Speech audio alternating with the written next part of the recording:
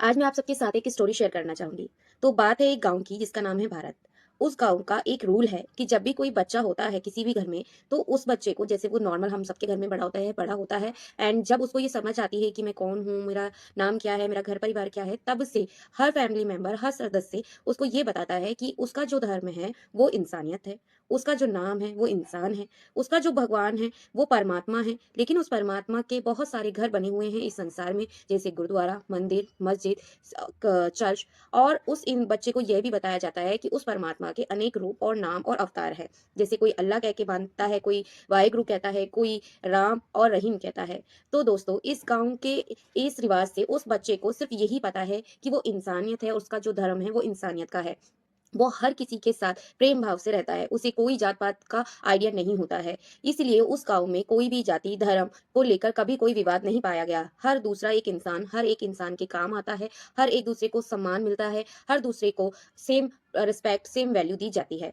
तो दोस्तों, आपको कैसी लगी ये स्टोरी? अगर सपोज दैट ऐसा गांव इस पूरे संसार में बन जाए, अगर हम उस छोटे से गांव को इस पूरे संसार में कन्वर्ट कर दें, तो क्या आपको नहीं लगता हम जो ये अपने अपने धर्म को लेकर अपनी लड़ाइयाँ लड़ रहे हैं, ये बहुत ही आसानी से खत्म हो जाएगी? क्योंकि किसी भी भगवान, चाहे वो अल्लाह हो, परमात्मा हो, वाहिगुरु हो, राम रहीम हो या सिख या कोई भी धर्म हमें या भगवान हमें ये नहीं कह रहा है कि तुम मेरे लिए लड़ो, उसे तो जरूरत ही नहीं है।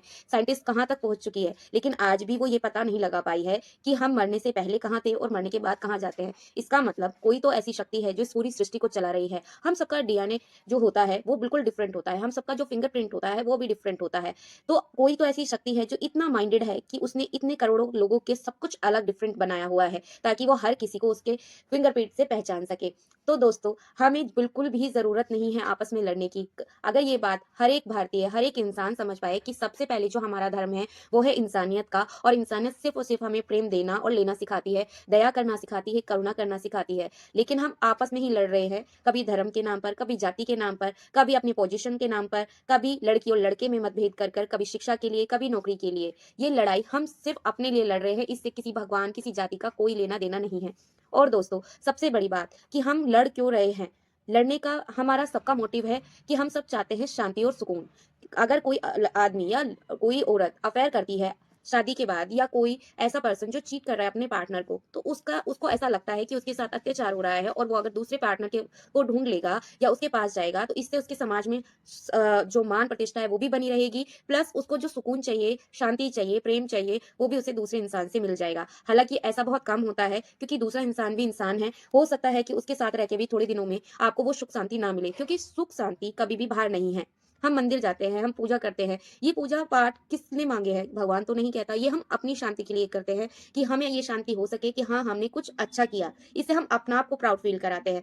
क्योंकि दोस्तों, हमारी सबसे बड़ी जो लड़ाई है वो है कि हम हर तरीके से अपना आप को सुख शांति देना चाहते हैं, ना कि धन और दौलत। दौलत भी हम उसी लिए कमा रहे हैं, ताकि हम दूसरों को ये दिखा सके कि हम अच्छा पहनते हैं, अच्छा खाते हैं, हम तुम्हारी तरह अच्छा रह रहे हैं। इससे हमें सुकून मिलता है। हर चीज में आप कहीं से भी कहीं तक देख लीजिए, जो एंड पॉइंट होगा वो होगा सुख, शांति और प्रेम। चाहे कोई बूढ़ा इंसान है, कोई बेजुबान है, कोई बच्चा है या कोई मीडियम, हर कोई प्यार का भूखा होता है। हर किसी को केयर और प्यार चाहिए। जब वो नहीं मिलता तो हमारे अंदर एक अशांति आ जाती है। उसी के चलते हम अलग दिशा में चल पड़ते हैं। तो दोस्तों, मैं बस यही कहना चाहती हूँ कि को परमात्मा को, जिसने इस पूरी सृष्टि को बनाया है, जिसने हमें बनाया है, जिसने इतना धर्म जाति आप कह रहे हैं कि बनाया है आपके अकॉर्डिंग, तो क्या वो हम 1 मिनट में ही जात पात नहीं मिटा सकता? लेकिन वो हमारे मौका देता है हमें कि हम अपने कर्मों को सुधार सकें, हम आपस में मिल-जुल कर रह सकें। बजाय इसके हम आपस में लड़े जा रहे हैं। तो आई होप आपको आज का मैसेज ज़रूर समझ में आएगा, और आज ही से आप जात पात को साइड में रखकर सिर्फ इंसान बनकर इंसानियत का धर्म अपनाएँगे।